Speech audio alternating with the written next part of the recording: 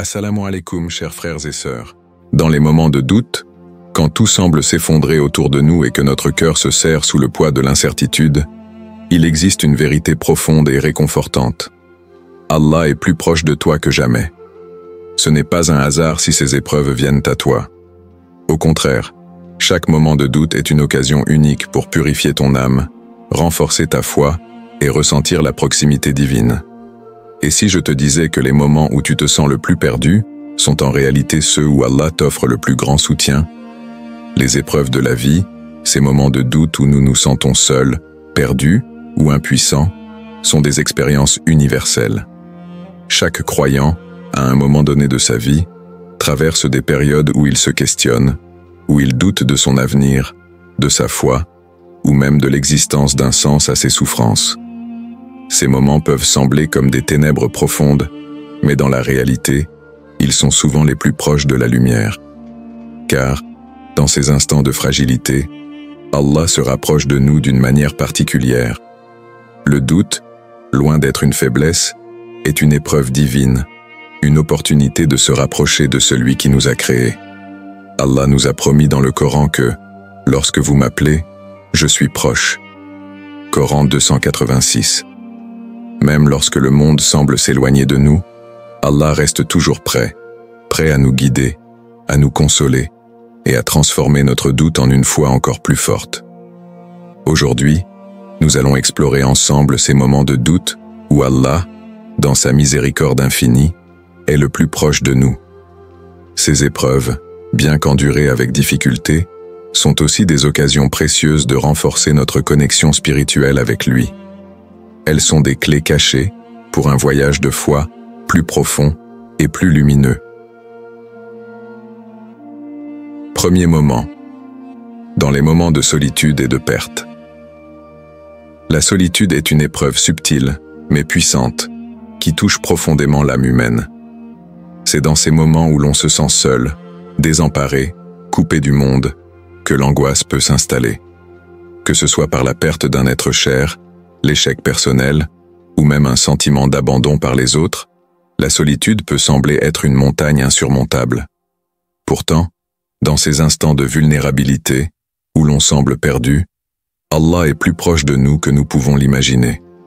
Le Coran nous rappelle que, même dans les moments les plus sombres de notre vie, Allah ne nous abandonne jamais.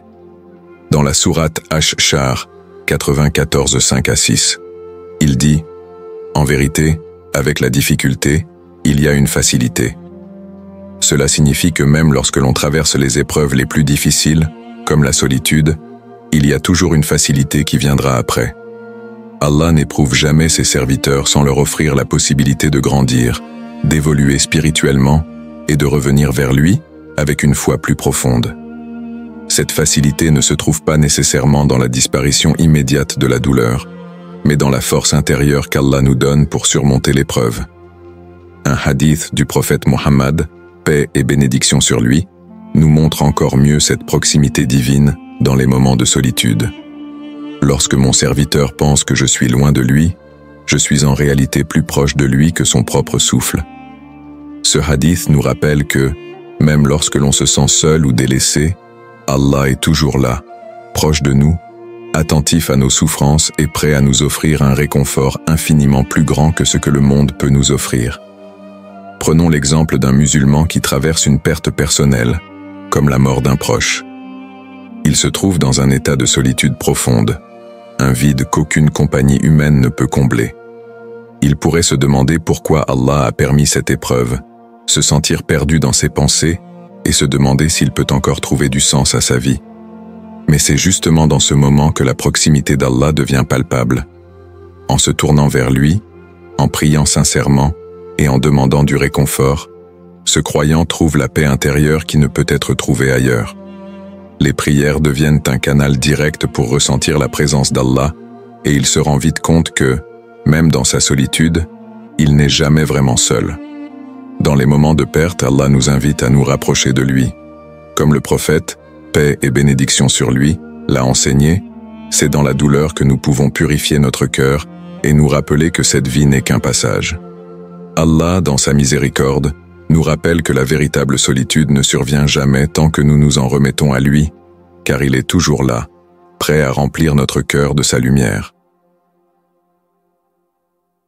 Deuxième moment, lors des épreuves de santé et de maladie. Les épreuves liées à la santé et à la maladie sont parmi les plus éprouvantes auxquelles nous soyons confrontés. Lorsque le corps souffre, c'est toute notre existence qui semble se fragiliser. La douleur physique et l'incertitude quant à la guérison peuvent engendrer un sentiment de désespoir. Le doute s'installe, et la question « Pourquoi moi ?» semble inévitable. Mais c'est précisément dans ces moments où la santé est en jeu que la proximité d'Allah se révèle de manière puissante et réconfortante. Le Coran nous rappelle à plusieurs reprises que la guérison est entre les mains d'Allah.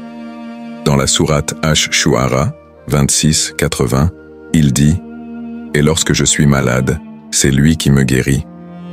Ce verset nous rappelle que, bien que nous soyons appelés à chercher des remèdes et à prendre soin de notre santé, la guérison véritable vient uniquement d'Allah. C'est lui qui détient le pouvoir de guérir et de soulager la douleur, même lorsque tout semble perdu.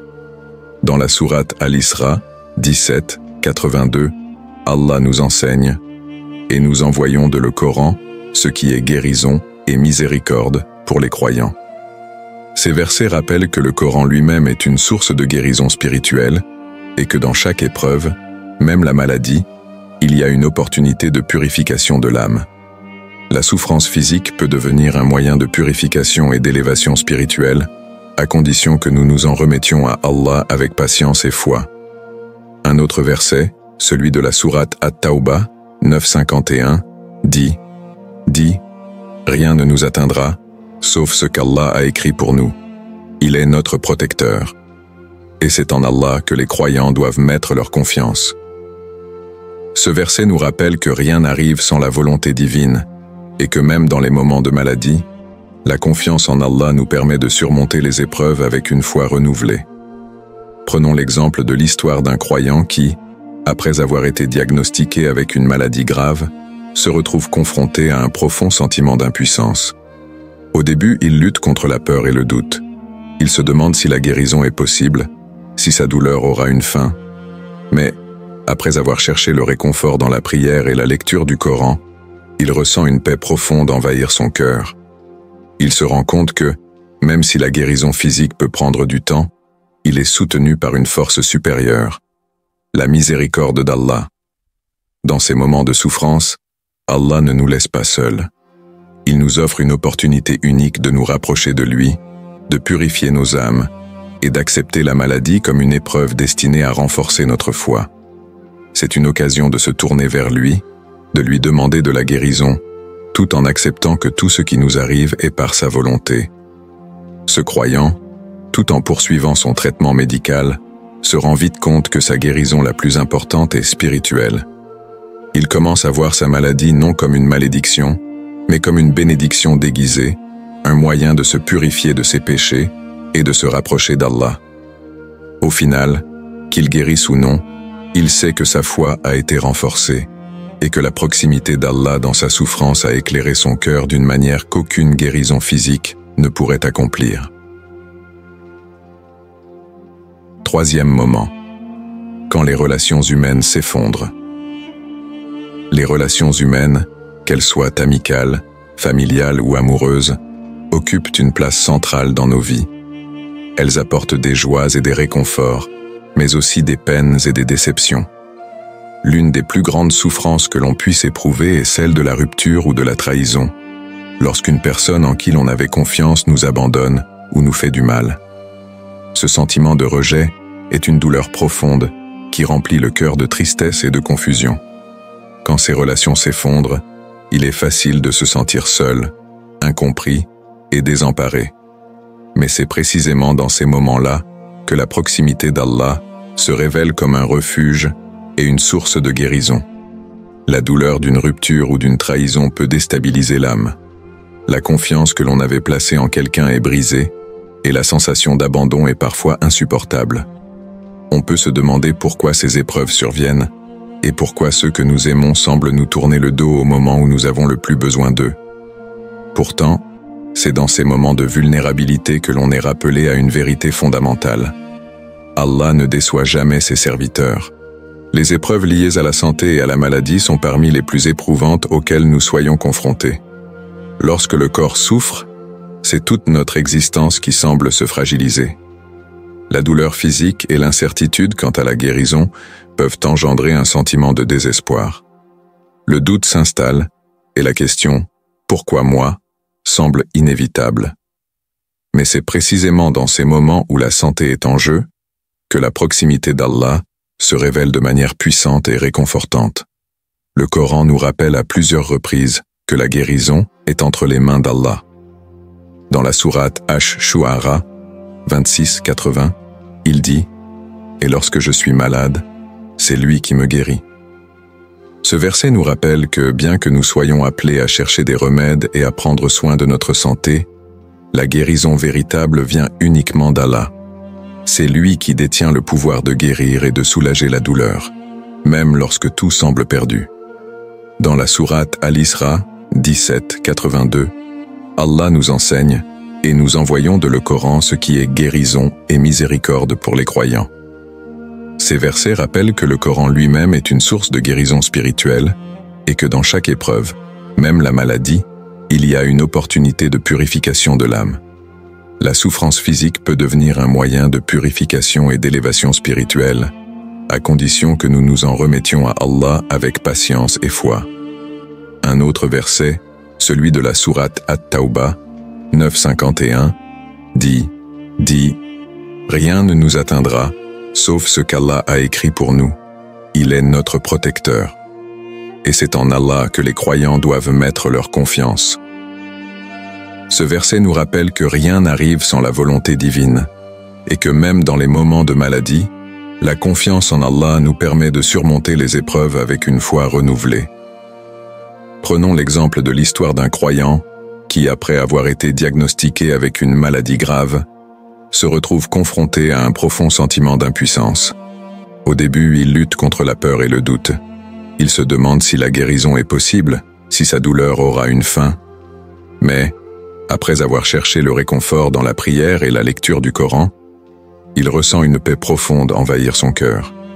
Il se rend compte que même si la guérison physique peut prendre du temps, il est soutenu par une force supérieure, la miséricorde d'Allah. Dans ces moments de souffrance, Allah ne nous laisse pas seuls. Il nous offre une opportunité unique de nous rapprocher de lui, de purifier nos âmes et d'accepter la maladie comme une épreuve destinée à renforcer notre foi. C'est une occasion de se tourner vers lui, de lui demander de la guérison, tout en acceptant que tout ce qui nous arrive est par sa volonté. Ce croyant, tout en poursuivant son traitement médical, se rend vite compte que sa guérison la plus importante est spirituelle. Il commence à voir sa maladie non comme une malédiction, mais comme une bénédiction déguisée, un moyen de se purifier de ses péchés et de se rapprocher d'Allah. Au final, qu'il guérisse ou non, il sait que sa foi a été renforcée et que la proximité d'Allah dans sa souffrance a éclairé son cœur d'une manière qu'aucune guérison physique ne pourrait accomplir. Troisième moment, quand les relations humaines s'effondrent. Les relations humaines, qu'elles soient amicales, familiales ou amoureuses, occupent une place centrale dans nos vies. Elles apportent des joies et des réconforts, mais aussi des peines et des déceptions. L'une des plus grandes souffrances que l'on puisse éprouver est celle de la rupture ou de la trahison, lorsqu'une personne en qui l'on avait confiance nous abandonne ou nous fait du mal. Ce sentiment de rejet est une douleur profonde qui remplit le cœur de tristesse et de confusion.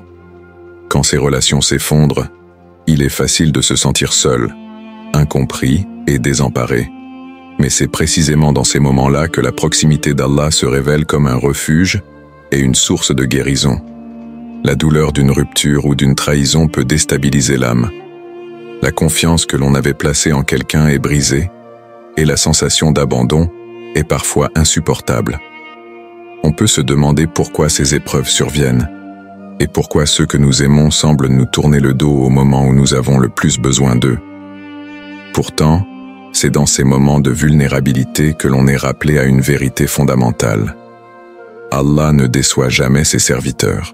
Le Coran nous rappelle à travers plusieurs versets que nous ne devons jamais perdre espoir, même lorsque les relations humaines échouent. Dans la sourate Ash-Shar, 94, 5 à 6, Allah nous dit « En vérité, avec la difficulté, il y a une facilité. » Même lorsque tout semble se défaire autour de nous, Allah nous assure qu'il existe un moyen de surmonter la douleur, une solution qui nous mène à une paix plus profonde. Cette promesse divine nous invite à nous tourner vers lui dans les moments de tristesse, à chercher la consolation auprès de celui qui n'échoue jamais à nous répondre. Un autre verset puissant est celui de la sourate At-Tawbah 9:51, où Allah déclare « Dis, rien ne nous atteindra, sauf ce qu'Allah a écrit pour nous. Il est notre protecteur. » Ce verset nous enseigne que même dans les moments de rejet et de déception humaine, nous devons remettre notre confiance en Allah, car il est le meilleur protecteur et le seul à ne jamais nous décevoir. Prenons l'exemple d'un croyant qui traverse une rupture amoureuse ou une trahison d'un proche. Au début, il est envahi par la douleur et la confusion. Les pensées négatives le submergent. Pourquoi m'a-t-il ou m'a-t-elle abandonné? Qu'ai-je fait pour mériter cela? Ce croyant peut se retrouver dans une profonde solitude, se sentant rejeté et incompris. Cependant, il décide de se tourner vers Allah, de lui confier sa peine et de chercher la guérison dans la prière. En se rapprochant d'Allah, ce croyant commence à ressentir une paix intérieure qu'aucune personne ne pourrait lui offrir. Il réalise que, même dans l'abandon des autres, il n'a jamais été vraiment seul. Allah est là, prêt à lui offrir sa miséricorde, sa guidance et un amour infini qui ne se termine jamais. À travers les prières, les supplications et la lecture du Coran, il trouve un refuge dans la proximité divine qui transforme sa douleur en force et sa tristesse en sérénité. Ce croyant apprend à accepter que les relations humaines peuvent parfois être temporaires et défaillantes, mais que la relation avec Allah est éternelle et inébranlable. Il comprend que, même dans les moments de rejet et de souffrance, Allah lui offre la possibilité de se purifier, de se renforcer spirituellement et de rétablir la confiance en lui. Quatrième moment. Dans les moments de doute spirituel et de perte de foi. Le doute spirituel est une épreuve silencieuse, mais profonde, que tout croyant peut rencontrer à un moment de sa vie. C'est ce moment où l'on se demande si sa foi est vraiment assez forte, si l'on est sur le bon chemin, ou même si l'on mérite la miséricorde d'Allah. Ces périodes de crise spirituelle, où la lumière de la foi semble s'éteindre et où le cœur vacille, sont parmi les plus difficiles. Mais c'est justement dans ces moments-là, où l'on se sent faible et incertain, qu'Allah nous offre la plus grande proximité, nous guidant à travers la difficulté pour renforcer notre foi. Le Coran nous rappelle que le doute fait partie de l'épreuve de la foi, mais qu'Allah est toujours là pour éclairer notre chemin. Dans la sourate Al-Baqarah, de 286, Allah dit « Allah n'impose à aucune âme une charge supérieure à sa capacité. » Ce verset nous rappelle que chaque épreuve, y compris le doute spirituel, est une épreuve que nous pouvons surmonter avec l'aide d'Allah. Le doute, loin d'être un signe de faiblesse permanente, peut être un catalyseur pour renforcer notre foi, à condition de chercher refuge en lui. Le prophète Muhammad, paix et bénédiction sur lui, nous a enseigné qu'il n'y a pas de croyant qui ne traverse pas des moments de faiblesse spirituelle. Dans un hadith rapporté par Anas ibn Malik, le prophète a dit « Il arrive parfois à l'un de vous de douter de sa foi, mais lorsqu'il dit « La ilaha illallah » il n'y a pas de Dieu qu'Allah, il retrouve sa foi. Ce hadith nous montre qu'Allah, dans sa miséricorde, nous permet de retrouver notre foi, même lorsque nous en doutons. L'acte de se tourner vers lui, même dans nos moments de doute, est une manière de raviver notre cœur et de renforcer notre connexion spirituelle. Le Coran nous enseigne également que la foi se renforce par l'épreuve. Dans la sourate At-Tawbah 9:51, Allah dit « Dis, rien ne nous atteindra, sauf ce qu'Allah a écrit pour nous. Il est notre protecteur. » Ce verset souligne que tout ce que nous vivons, y compris nos moments de doute spirituel, fait partie du plan divin et peut être une opportunité pour renforcer notre relation avec Allah. Prenons l'exemple d'un croyant qui, après avoir traversé des épreuves lourdes, commence à douter de sa foi. Peut-être qu'il se demande pourquoi il continue à traverser des difficultés malgré sa prière et sa dévotion. Peut-être qu'il se demande si sa foi est suffisante pour surmonter les obstacles qui se dressent devant lui. Dans ces moments, il est facile de se sentir éloigné d'Allah, de penser que sa miséricorde ne s'applique pas à lui. Mais c'est précisément dans ces moments.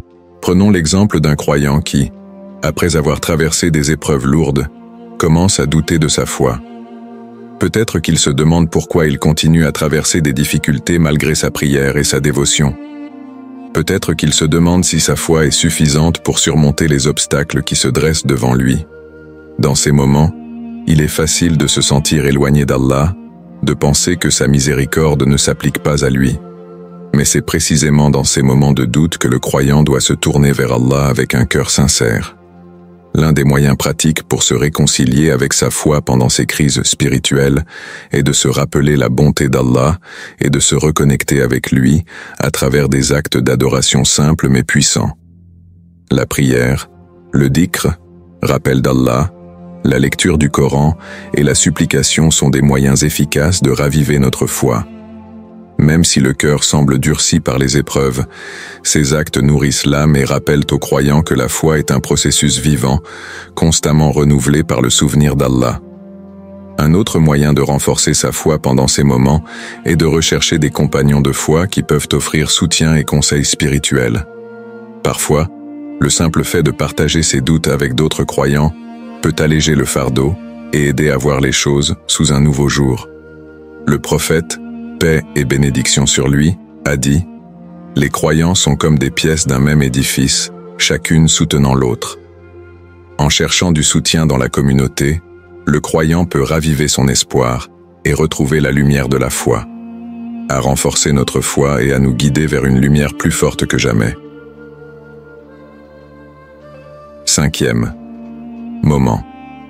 Lorsque l'injustice et les oppressions nous frappent. L'injustice est une épreuve amère qui frappe le cœur et l'esprit. Lorsqu'un croyant se trouve victime d'injustice, qu'il soit trahi, maltraité ou opprimé, il peut se sentir accablé par un profond sentiment de frustration, d'impuissance et de douleur. Le sentiment d'avoir été maltraité sans raison apparente, l'impression d'être abandonné par la justice humaine, peuvent conduire à des doutes et à des questionnements. Cependant, même face à l'injustice la plus flagrante, il existe une vérité profonde qui peut apporter réconfort et paix. Allah, le Tout-Puissant, est toujours proche de ceux qui souffrent et qui sont opprimés. Le Coran nous rappelle de manière explicite que, même dans les moments les plus sombres de l'injustice, Allah ne laisse jamais ses serviteurs sans soutien. Dans la sourate Ash-Shu'ara, 26-227, Allah dit « Et ceux qui ont été injustes, nous leur infligeons un châtiment terrible. » Ce verset nous rappelle que la justice d'Allah finira toujours par prévaloir, même lorsque l'injustice semble dominer sur terre. Allah est toujours témoin de ce qui se passe, et il ne laisse pas la souffrance des opprimés sans réponse. La souffrance des innocents et des injustement persécutés est bien connue de lui, et il est celui qui détient la clé de la justice parfaite. Dans la sourate An-Nisa, 4:58, Allah dit « Certes, Allah commande de rendre les dépôts à ceux à qui ils sont dus, et lorsque vous jugez entre les gens, de juger avec équité. » Ce verset souligne l'importance de la justice dans les actions humaines et rappelle que, bien que les injustices se produisent parfois sur terre, Allah est celui qui ne fait jamais d'injustice et que toute oppression sera rendue compte devant lui. Le prophète Muhammad, paix et bénédiction sur lui, a également mis l'accent sur la proximité divine avec ceux qui subissent l'injustice. Il a dit dans un hadith rapporté par Al-Bukhari, « Prends garde, ne fais pas de mal à un musulman, car Allah est proche de celui qui est opprimé et il répond à son appel. » Ce hadith nous assure qu'Allah est toujours proche de ceux qui souffrent d'injustice. Même si les oppresseurs semblent prospérer et que la justice humaine paraît défaillante, la justice divine est inébranlable et arrivera toujours en son temps. Prenons l'exemple d'un croyant qui fait face à une injustice flagrante. Il a été accusé à tort, maltraité ou privé de ses droits.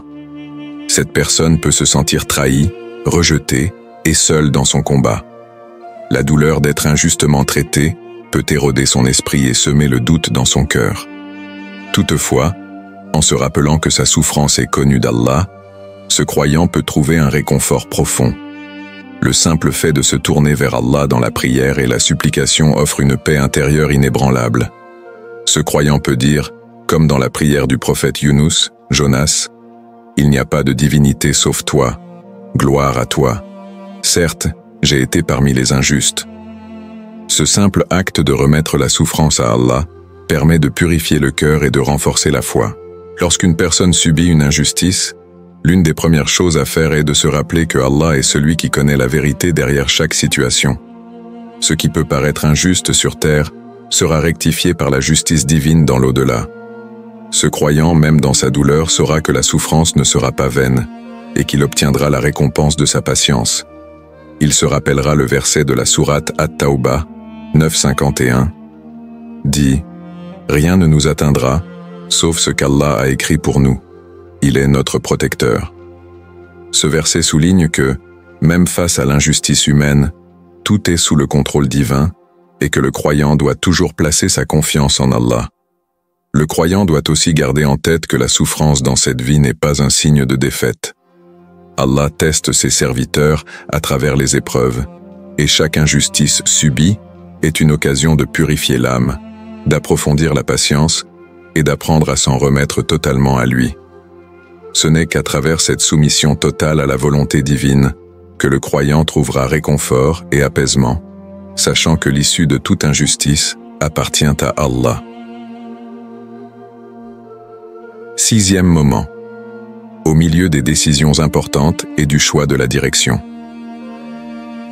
Dans la vie, il y a des moments où l'on se trouve face à des choix cruciaux qui détermineront notre avenir. Ces décisions peuvent concerner des domaines variés, carrière professionnelle, mariage, déménagement ou même des choix spirituels. Lorsque ces moments arrivent, la confusion et l'incertitude peuvent nous envahir. Les questions sont nombreuses et les conséquences de nos choix peuvent sembler trop lourdes à apporter. Dans ces instants d'hésitation, où le chemin à prendre n'est pas clair, un croyant peut se sentir perdu et se demander quel choix est celui qui plaît à Allah. Cependant, c'est précisément dans ces moments de confusion que la proximité divine est la plus forte, car Allah est celui qui guide ceux qui cherchent sincèrement sa direction. Le Coran nous enseigne que le meilleur moyen de trouver la guidance divine dans les moments d'incertitude est de se tourner vers Allah avec foi et humilité. Dans la sourate Al-Baqarah, 286, Allah dit « Allah n'impose à aucune âme une charge supérieure à sa capacité. » Cela nous rappelle que même lorsque nous sommes confrontés à des décisions difficiles, Allah ne nous laissera jamais dans l'obscurité, mais nous guidera selon ce qui est le meilleur pour nous, dans cette vie et dans l'au-delà. Dans un autre verset, Allah nous assure qu'il est toujours prêt à aider ceux qui lui demandent guidance. Dans la sourate Al-Fatiha, 1:6-7, le croyant dit « Guide-nous vers le droit chemin, le chemin de ceux qui ont reçu ta grâce, non de ceux qui ont encouru ta colère ni de ceux qui sont égarés. » Cette supplication quotidienne dans la prière est un appel constant à la guidance divine. C'est une invitation à reconnaître que, face aux choix difficiles de la vie, seul Allah peut nous montrer le chemin juste. Le prophète Muhammad, paix et bénédiction sur lui, a enseigné à ses compagnons l'importance de la prière, surtout lorsqu'ils étaient confrontés à des décisions importantes. Dans un hadith rapporté par Al-Tirmidhi, le prophète a dit « Quand l'un d'entre vous se trouve devant une décision importante, qu'il fasse 2 unités de prière, salat al-istikhara, et demande à Allah de le guider. » La prière d'istikhara, qui signifie « demander le meilleur », est une pratique fondamentale pour ceux qui cherchent la direction d'Allah dans les moments d'incertitude. Le prophète a encouragé les croyants à recourir à cette prière spéciale pour demander à Allah de les guider vers le meilleur choix, car même dans l'incertitude, Allah connaît ce qui est le mieux pour nous. Un exemple frappant de cette guidance divine peut être vu dans l'histoire de nombreux compagnons du prophète qui, après avoir prié pour obtenir la guidance d'Allah, ont pris des décisions cruciales avec confiance. L'un des cas les plus connus est celui d'Othman ibn Affan, qui, face à l'opportunité de se marier avec 2 sœurs, a d'abord consulté Allah par la prière d'istikhara. Après avoir prié, il a pris une décision avec une grande certitude et a suivi la voie qui lui a été révélée. Ce genre de récit montre l'importance de chercher la direction divine dans chaque choix majeur de la vie. Lorsque l'on se sent perdu ou submergé par les décisions à prendre, il est essentiel de ne pas oublier que la prière et la consultation d'Allah par l'istikhara sont des moyens puissants de trouver du réconfort. Parfois, la réponse ne vient pas sous forme d'un signe évident ou immédiat, mais à travers une paix intérieure, une conviction forte dans le cœur, ou même une série d'événements qui se déroulent d'une manière qui nous montre la voie à suivre.